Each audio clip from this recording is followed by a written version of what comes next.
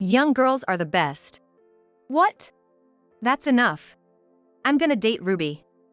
Claire, you're no longer needed. Ryan laughed loudly. I couldn't hide my confusion at his behavior. Give it a break.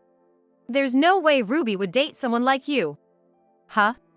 Ruby's pregnant with my child, isn't she? What am I supposed to do, not take responsibility? Stop kidding around. Leah stamped her foot in anger. But Ryan coolly replied to Leah. No use getting mad at me. Ruby was the one who came on to me. Ruby would never do such a thing. Not that it matters.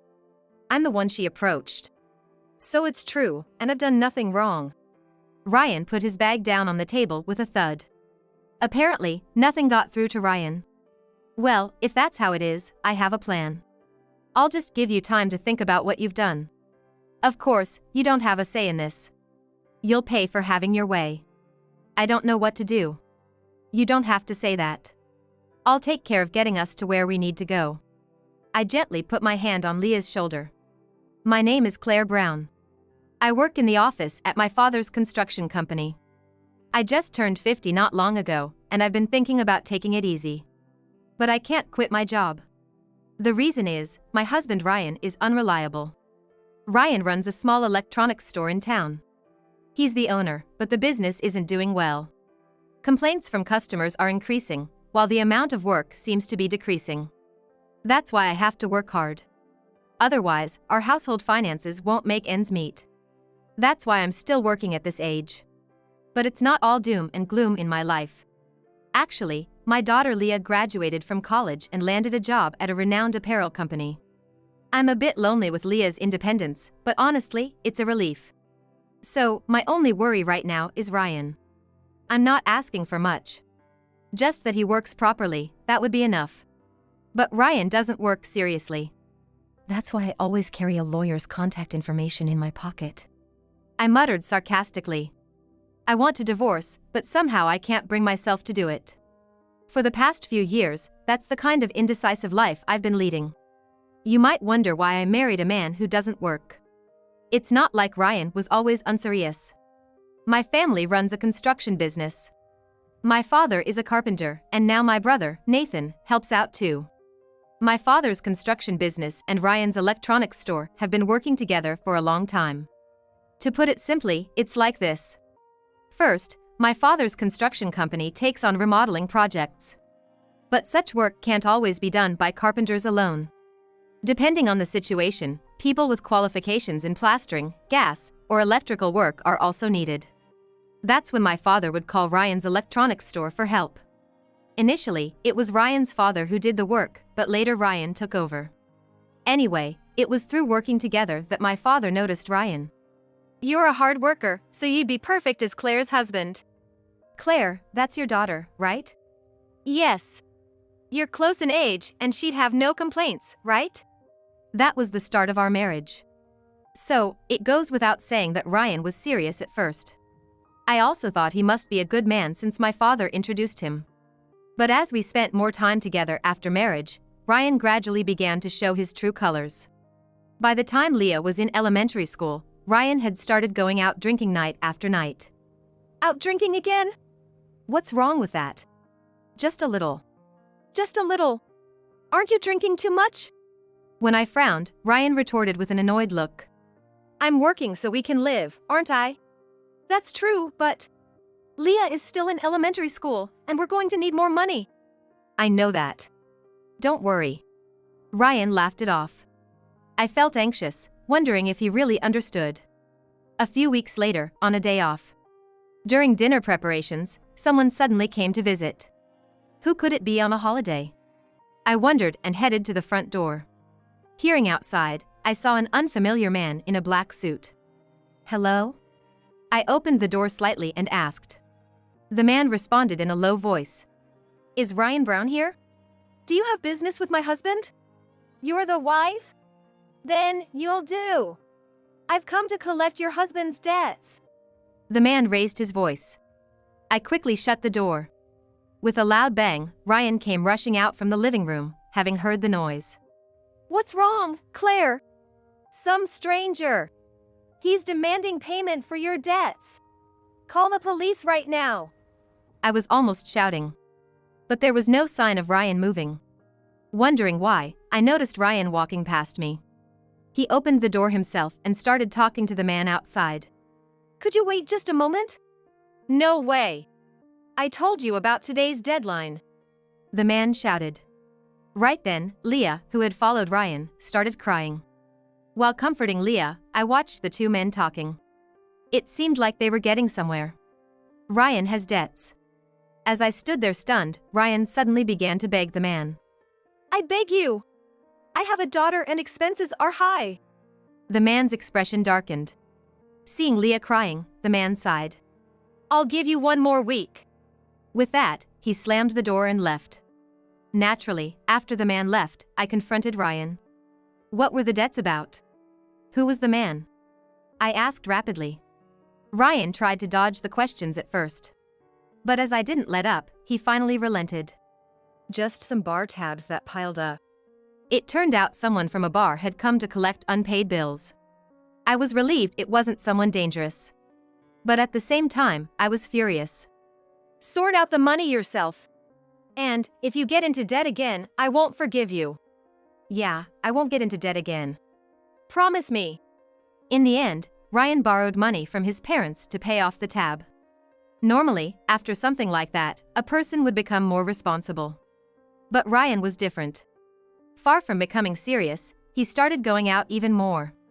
Moreover, the money he brought home kept decreasing, probably because he was out having a good time. To make matters worse, complaints about Ryan's business began reaching our home phone.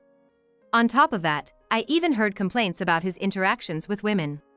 I continued to be troubled by such daily occurrences.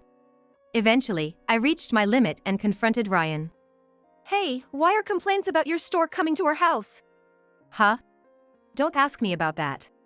Is it true you asked a married woman out on a date? When I asked, Ryan's face changed color. He suddenly looked away and started laughing. That was, like a joke. A joke? You mean negotiating discounts in exchange for going on a date with you? No, it's just that. Ryan began to stutter out excuses. But none of them seemed truthful. As I listened to his excuses with a look of disbelief, Ryan suddenly got angry. Are you even listening to me?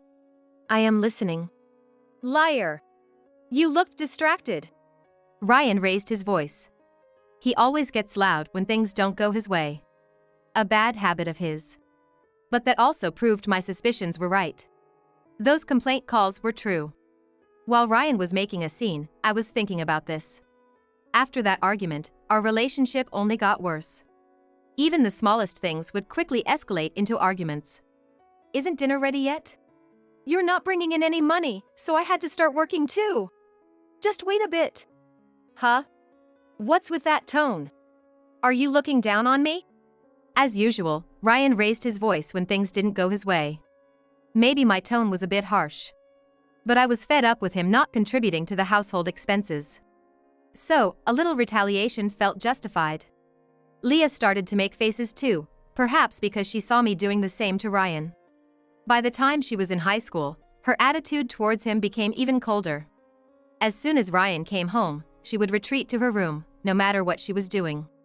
Hey, Leah. Where are you going? To my room.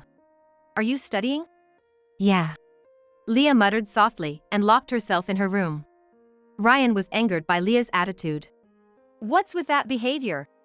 What does she think of her father? I thought to myself, she probably doesn't even consider you a father, but of course, I couldn't say that. Regardless, such a home environment couldn't be good for Leah. I had begun to consider divorce faintly. In the meantime, Leah became a college student. After much thought, I had this conversation with Leah. With your dad being like that, why don't you try living on your own? He hardly comes home these days, and I'm worried about you, Mom.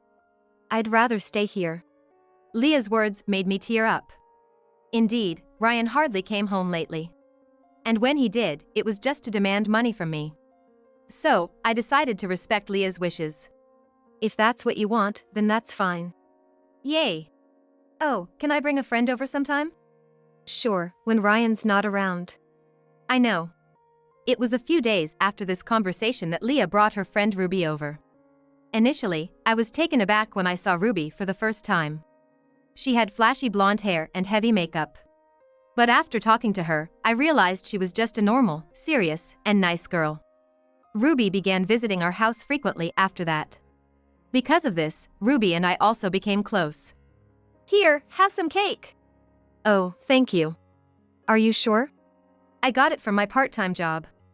As we were having that conversation, Leah puffed out her cheeks. Ruby's my friend. Why does she seem closer to you, Mom? Because she's such a good kid. I'd like her to be my daughter. What? Am I not enough for you? We could laugh about such things, showing how well Ruby had fit into our home. Then one day, right after arriving, Ruby said to Leah, I just saw your dad over there. What? Leah was at a loss for words. But Ruby continued calmly. He seemed nice. Said he had to go to work. Ruby, please, don't get involved with him. Why? Just don't, okay? Leah spoke in an unusually firm tone. Surprised, Ruby just nodded silently. Maybe Leah's warning worked, as Ruby never mentioned Ryan again. Years passed, and both Leah and Ruby graduated from college. Leah secured a job at an apparel company, and Ruby began working at a cell phone shop. Their relationship remained unchanged despite working at different places. Ruby still visited our home frequently. But soon after, Ruby suddenly stopped coming. I wonder if something happened. I was worried about Ruby. I was hoping everything was fine when I came home from work to find Leah standing in the living room, her face filled with fear. She was holding her smartphone tightly, not even bothering to change out of her work clothes. What's wrong, Leah? Mom. Actually. She turned around, her eyes brimming with tears. I could tell this was no trivial matter. Intuitively feeling this, I sat down to calm Leah. Eventually, Leah began to speak. Ruby is pregnant. Oh, that's... I was about to congratulate her but stopped myself. Leah's frightened expression was out of place for such supposedly happy news. As I hesitated, Leah started explaining. The story dated back a little. It was about the last day Ruby came to our house. After leaving our place, Ruby apparently met Ryan outside. Out of respect for Leah's father, Ruby engaged in conversation with him. That's when Ruby mentioned her air conditioner was malfunctioning. Ryan said, As a friend of Leah's, I'll check it out for free. Trusting his words, Ruby took Ryan to her place. And there, according to Leah, something terrible happened. In essence, Ruby was deceived and mistreated by Ryan. I was speechless. I felt a surge of anger towards Ryan's cruel actions. As we were talking, Ryan, unusually, came home. Leah ran to confront him. Wait, Leah! I hurried after her, but Leah was already confronting Ryan. You! What did you do to Ruby? Huh? What are you talking about? Ruby's pregnant. She said you might be the father. Ryan's eyes widened. But then he sighed, almost defiantly. So, it's out, huh? What? What's with that attitude? Leah raised her voice. I, too, full of rage, confronted Ryan. Is this true? Answer me. What were you thinking? With a smirk, Ryan replied. Young girls are the best. What? That's enough. I'll date Ruby. Claire, you're no longer needed. Ryan laughed loudly. I was dumbfounded. Stop it. There's no way Ruby would date someone like you. Huh? Ruby's pregnant with my child, right? How am I supposed to act if I don't take responsibility? Stop joking around. Leah stamped her foot. But Ryan calmly retorted to Leah. No use getting mad at me. Ruby came to me first. Ruby would never do that. It doesn't matter. I'm telling you because she approached me. So, it's true, and I've done nothing wrong. Ryan slammed his bag onto the table as if to make a point. It seemed nothing I said had any impact on him. But I had a plan for that. I'll just give him time to think about what he's done. Of course, he doesn't have the right to refuse. He's going to pay for doing whatever he wants. I don't know what to do. You don't need to say that. I'll take care of getting us where we need to go. I gently placed my hand on Leah's shoulder. Leah, I'm sorry. I should have left Ryan sooner. I glared at Ryan. But Ryan just retorted nonchalantly. What? You think you're the one to leave me? Of course. You haven't been doing your job properly, have you? What did you say? Ryan bristled. I looked away as I spoke. I'm divorcing you. From now on, I won't give you a single penny. Until now, Ryan had occasionally come home, taken money from me, and left. But it was my indulgence that led to Ruby getting hurt. It was all my fault. I took it easy, thinking he hardly came home. So first, I need to cut off Ryan's source of funds. Divorce is the best option for that. You think you're the only source of my income? I don't just live off the money you give me. Then, it's settled. We'll get a divorce. I'm glad you agree. I reached into my pocket. I showed him the lawyer's contact who assists divorce and the forms. Contact this lawyer right now. Hey, are you serious? Ryan suddenly became hesitant. He must have thought I was only bluffing. Seeing him break into a cold sweat, I forcefully handed him the forms. Sign it. Fine, fine.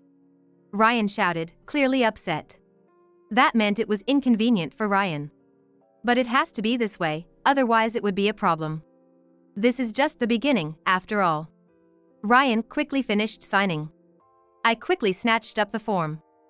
Furthermore, I checked for any missing entries. Then I said to Ryan, "We're strangers now. We're leaving." Fine, do whatever you want. I don't care if you're gone. Ryan blustered. I never thought I'd be so frustrated that I couldn't legally sever the parent-child relationship. What did you say? From now on, you're a stranger to me. Leah abruptly turned her back on Ryan. She ran into her room. The sounds of rustling from Leah's room suggested she was packing her things. I sighed and said to Ryan, "I'll take only what I need and leave. I'll arrange for movers to get the rest later." "Yeah, do whatever you want." Ryan pretended to be unfazed. So, I decided to give him a final warning. The crime you committed is serious. Either pay alimony or face arrest, those are your only choices. Ugh. Shut up. It's none of my business. Ryan, almost shouting, picked up his bag that he had previously slammed onto the table. I'm going out, so lock the door. He bellowed and quickly left the house.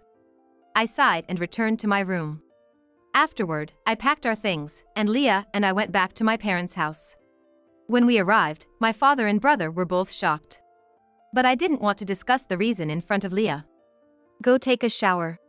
But Leah looked hesitant. Sensing something, my father said, Don't be shy, Leah. You can relax. Then, I'll take you up on that offer. Her somewhat formal response noticeably puzzled my father. The moment Leah left, my father approached me. What happened, Claire? Was there something you couldn't even contact us about? Well, yes. Actually. I started by telling him about Ryan getting Ruby pregnant, emphasizing that it wasn't consensual. I also spoke about Ryan's bad behavior, his verbal abuse towards us. And finally, Ryan had agreed divorce. My father listened silently, then let out a deep sigh, clenching his fists and struggling to speak. That bastard, doing such a ridiculous thing. Obviously, my father felt guilty for having introduced Ryan to me. Well, that's the situation.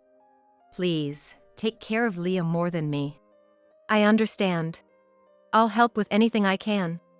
Thank you, Dad. After that, I decided to take a shower and rest. The next day, Leah came to me after waking up. Mom, there's something I want to ask. Leah whispered her plan in my ear. It was a revenge plan against Ryan. Like that. Will you help me? Of course. According to Leah, Ruby was also involved in the plan. She said she'll bring him down herself. We had to do what we could for Ruby, who had been hurt. Feeling guilty towards Ruby, I was determined to help. The first thing we did was conduct a behavior investigation on Ryan. Leah and her acquaintance, Cameron, who apparently works in a detective agency, took charge of this. Cameron apparently works at a detective agency. Perfect for the job. Meanwhile, I hurried to my father. Then, I approached my father with a request. Can you please not give Ryan any more work in the future? I want to financially corner him. I continued, explaining it was part of Leah and Ruby's plan. Dad agreed immediately. Leave it to me. Losing work from us will certainly have a significant impact. Of course, it wouldn't cut off all his work. But it would surely affect him. His reputation with clients was already deteriorating, so Ryan facing financial hardship was inevitable. Now Ruby just has to do her part. What Ruby was doing was something only she could handle. I was worried, but Ruby was strong. Ruby can do it. I believed in her. Eventually, the results of Ryan's behavior investigation came in. They were damning to the extreme. Multiple affairs and debts. He's truly hopeless. Exactly. But that works better for us. Leah quickly put the report in her bag. What are you going to do with that? This? I'm going to distribute it to everyone. Distribute? I asked, puzzled, and Leah explained in detail. The investigation revealed Ryan's affairs. Most of these women probably think they're the only ones dating him. We plan to inform them of the truth. Also, we will tell them about his debts. We'll even tell the people at his favorite places. Why? If they know he has debts, they'll start collecting the unpaid bills he owes them, right? That would leave Ryan's wallet empty. Desperate, he would have no choice but to come to us. That was Leah's plan. However, we had no intention of lending him any money. It was just a means to lure him. The final blow will be when he comes to us for help, Leah said, smirking. Indeed, once the plan was set in motion, the shops started collecting their debts. Ryan must have been confused. Suddenly being pressed for payment everywhere he went. The collections were quite aggressive. Just a few days after Leah took action, Ryan contacted us. Claire? Can we talk? Ryan hesitated over the phone. I almost burst out laughing, knowing the reason. What's wrong? Suppressing my laughter, I waited to hear what Ryan had to say. Then, shamelessly, Ryan said, Can you lend me some money? I've had some heavy expenses recently. It's not expenses, it's debt repayment, isn't it? I almost blurted that out. But I held it back. Then, I asked him. I thought you said you wouldn't be troubled without us. Well, Ryan hesitated for a moment. But soon, he raised his voice. Yeah, a little help would be fine. Haven't I supported you all this time? What? You're the one who has been living off me. That's not true. Ryan started to retort, but I raised my voice first. Not a penny for the house. Yet you had the nerve to beg for money. That is, just pay off your own debts. And remember, I'll be demanding alimony for the divorce. I said, and Ryan fell silent. After a while, he shouted back. Shut up. I don't need your help anymore. With that, the phone call ended. I wondered how long his bravado would last. I muttered to myself. For a few days, there was no contact from Ryan. But about a week later, he called again. Help me, Claire! What's wrong? Finally run out of money? As soon as I asked, Ryan started to panic. No! I'm being chased by women. What did you do? So many affairs had been exposed. While thinking that, I answered. You got what you deserved. You should be cornered financially and socially. Don't be so cold. Please, hide me. It's all right, isn't it? How can he be so self-serving? I wondered. But, clearly, he was desperate. Then, I decided it was time for the final stage. I'll lend you some money. Come to our place to get it. Money, that won't solve. That's your only option. Leah is at Ruby's now, this is your last chance. After I said that, Ryan fell silent. He must have been thinking. I hope he doesn't realize. I kept wishing nervously. All right. I'll be there at 7 p.m. tonight. Ryan said only that and hung up abruptly. We did it. It worked. He had fallen right into our plan. I was certain of it. Telling Ryan that I would lend him money when he's in trouble was exactly as Leah and Ruby had planned. Saying this would surely bring Ryan to the house. In reality, it was part of a plan to hand him over to the police. Moreover, when the plan was set in motion, Ruby had gone to the police station. There, she filed a complaint. So, Ryan was supposed to be arrested. I quickly contacted Leah. I'll come over right away. After contacting Leah, I called the police station. I explained the situation and a few officers agreed to come over.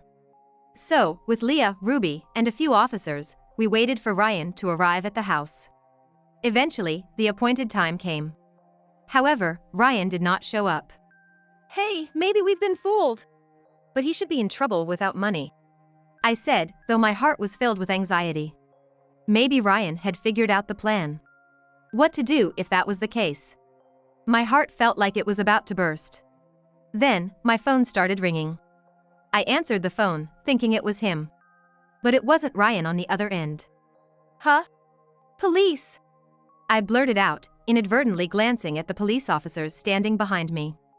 The caller was a different officer from the ones at my house. They reported that a suspicious individual had been apprehended at an apartment complex. This individual turned out to be none other than Ryan.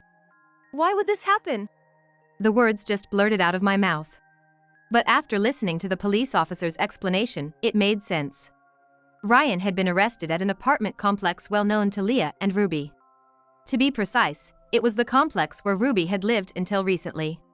Ryan, thinking Ruby was there, had broken into the apartment she had rented. However, Ruby wasn't there. She wasn't with us either. She had already moved out of that apartment. For Ruby, it was the room where she had unpleasant memories associated with Ryan. There's no way she would stay in such a place forever. Of course, she had moved out before the pregnancy was even discovered. Ruby is now living elsewhere with Leah, which Ryan didn't know. I rushed to the scene with the police officers already at my house. When we arrived, Ryan was being put into a police car. An officer asked me, "Are you this man's wife?" "No, his ex-wife," I replied, somewhat irritated. Ryan noticed me and called out, "Claire! You came! I had no choice. Help me out here! I just mistook her apartment, explain that to them." He meant Ruby. After a bit of thought, I realized he was referring to her. What are you talking about? You two aren't in that kind of relationship. Hey, are you trying to frame me? Cut it out, will you? That's my line. I lost my patience and blurted out, "Ruby filed a complaint against you. No matter what you say, you're doomed to be arrested." "What? Really?" Ryan was dumbfounded. At the same time, things were wrapping up behind me. One of the police officers who had come with me quietly got into the patrol car. He took out an arrest warrant from his pocket and made sure Ryan understood it clearly. What happened next was predictable. Ryan was arrested on the spot. Arrested by the police, he was charged with crimes like trespassing. Of course, the incident with Ruby was included. Further investigation revealed his deception of other women. In other words, marriage fraud. Apparently, he had also been involved with married women. Ultimately, Ryan was prosecuted for multiple crimes and received a prison sentence without probation. Moreover, he faced civil lawsuits from various parties involved. Thus, he truly faced financial and social punishment. Now, Ryan is in prison. I want him to truly grasp the enormity of his crimes. And I sincerely hope he reflects deeply on his actions. I genuinely feel this way. The story jumps back and forth a bit, but after Ryan was arrested, Ruby safely gave birth to a baby boy. I think she had the option not to have the baby. But Ruby told us, "This baby is my precious." I felt deep respect for her. But there was actually a reason why Ruby said that. She had a DNA test done on the baby during her pregnancy. It turned out that the baby's father was Ruby's boyfriend. Apparently, her boyfriend had expressed his desire to support Ruby, and they decided to have the baby together. Now, Ruby and her boyfriend are struggling together with parenting. I wonder what Leah thinks seeing them. When I asked, she said something like this, "I plan to marry Cameron too." It seems that Cameron is her boyfriend. I felt somewhat relieved. I had thought that this whole ordeal would make Leah pessimistic about marriage, so her answer was the most delightful.